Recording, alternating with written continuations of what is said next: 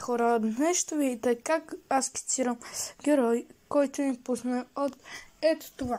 Това е един сайт, който може да ви помогне да рисувате. Пишете колко герой искате да ви покаже и ви показва. Аз съм написал сега идея за видеото, иначе принципно правя по 6 на ден.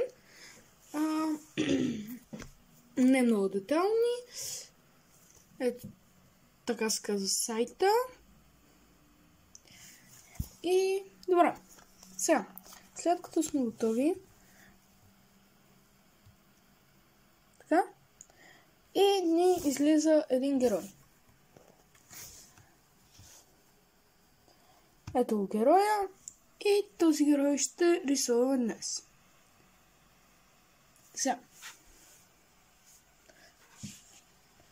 Махаме се от тук. Изтряме това. И пишем името на героя. Само да видя дали съм български. Да. Добре. Ще спим след като го направя. Добре. Вече сме готови. Пишем името на героя. И ни излизат всякакви изображения. И почваме да скролваме, за да намерим кой ни харесва най-много. Това е леко скучен момент от намирането на герои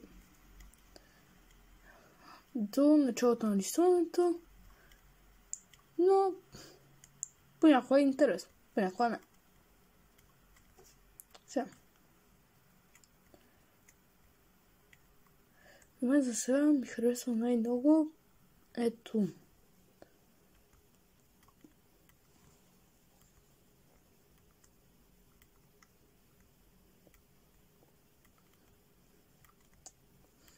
Може би е този.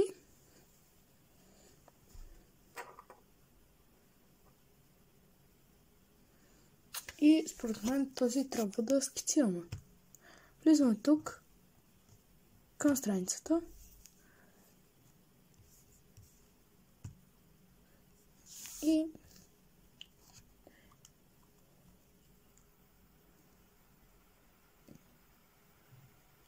И не мисля за герой, който искам, и това ми е дословно понякога доста. С това излизам тук.